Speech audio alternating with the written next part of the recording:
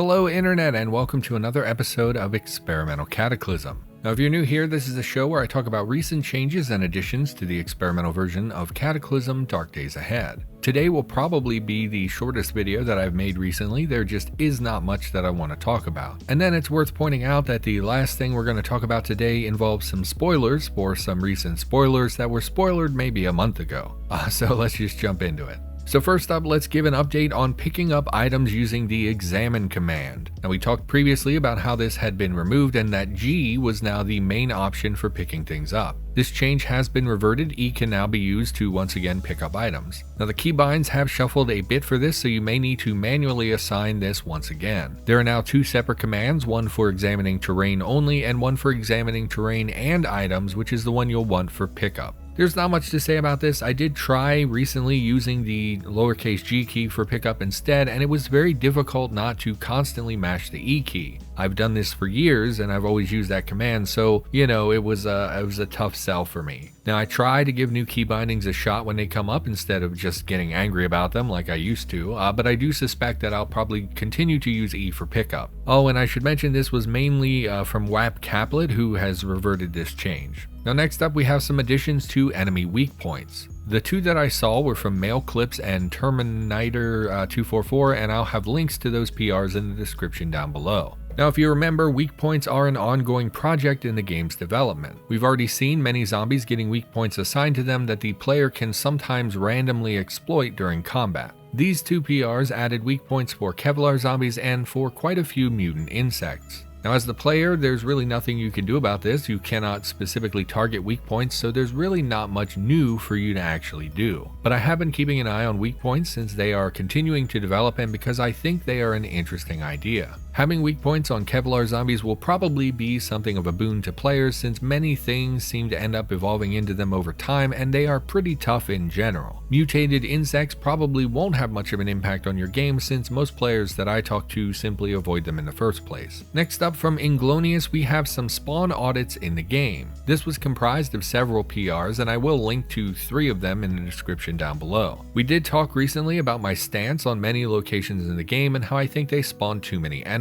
My general take is that we should have more enemies in houses and randomly in the street and fewer in places that don't make sense. So when I saw that Inglonious had audited some spawns, I got a little excited. And although I appreciate that some thought went into auditing these locations, I do still disagree with some of the choices they made. Specifically, I saw that they had audited baseball fields, which is something that I actually used as an example in our previous episodes. In the PR, some screenshots were included to show the monster density after the changes were made to give you an idea of what you might see there. For baseball fields, the number of enemies is still around 20. Now I think that again, although I appreciate someone taking a look at them and reducing them slightly, I think this misses the point. My personal issue with locations like this is that they flat out don't make sense. It's not actually about there being 20 more zombies in my game. That part is totally fine. It's a zombie game. There are zombies. The issue I have is that it doesn't make sense for them to be in this location. Why are there 20 people in a fenced-in baseball field? This is again an example of realism not being applied evenly. The reduction to grocery store loot was based on the fact that prior to the game there were weeks of rioting. There were multiple deployments of military and police personnel. And although I don't believe it's explicitly stated in the lore, I imagine that there were lockdown orders and things that encourage people to shelter in place and to stay at home. Why then would there be 20 people in a baseball field? Why would there be people at the local pool or in the local park? Now sure, there would be some people who would ignore lockdowns or their own safety, 2020 taught us all about that. But I reject the idea that there was a baseball game going on, and if it's not supposed to reflect that there was a game, then I reject the notion that 20 people got together to stand around on a baseball diamond. And since the fence is unbroken, they did not just meander in there after becoming zombies. Now these are the things that bother me about the game. It just doesn't fit our lore, and someone could easily make it fit our lore, but whoever implemented it did not do that. You could spread empty bottles or full water jugs around, put up a tent or two, and then it would all make sense. Then it would tell a story, and this location would be like a civilian muster point for supplies. You wouldn't be giving the player anything of value, it would just be some water, but it would make much more sense. Or you could go the low-tech route. You could just destroy a bunch of the fence and place a few human corpses around, and that would also tell a story.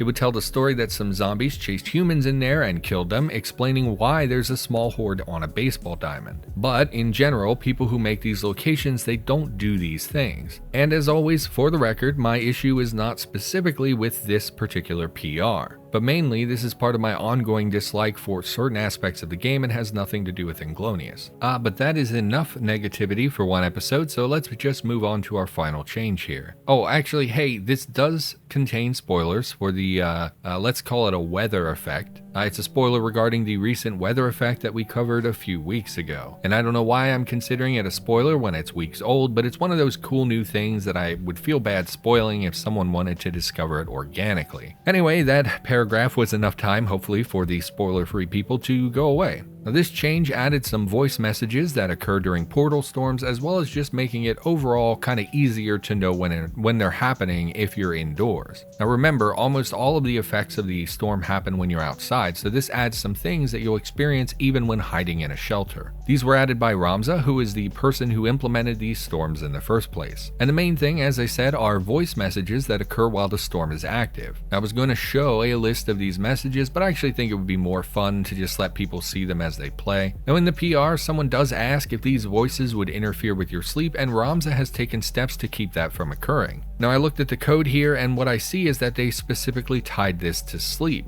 So it looks like this will not happen if your character is sleeping, but I am worried that it will still occur if you're crafting. Now most of us have seen the situation where a nearby robot or something keeps making noise, which gives you a pop-up if you're in the middle of crafting when it occurs. Now I don't know if these snippets will also trigger a pop-up, but that's really the only concern I have. Making it not happen while sleeping was a good save though. That really could have evolved into a problem, so that's a good catch there. Anyway, I don't have much to say about all that. I think it adds some additional flavor to portal storms, and I'm a little confused on why the storm would be capable of talking to the player or trying to entice them to come outside, so I'm not really sure how this jives with our current lore of Cataclysm, but portal storms are also a super new implementation that's really never been explored before, so it may be something that over time expands our lore in a different direction or adds to it. And with that, internet, hey, probably less than a 10-minute show, sorry about that, there just wasn't much to talk about, at least that I saw, and that's how it is. Sometimes it's a lean show, sometimes it's a show of plenty. But everyone, alright, thank you so much for watching. Hopefully you enjoyed the video, and I of course will be back in a couple of weeks with the next one.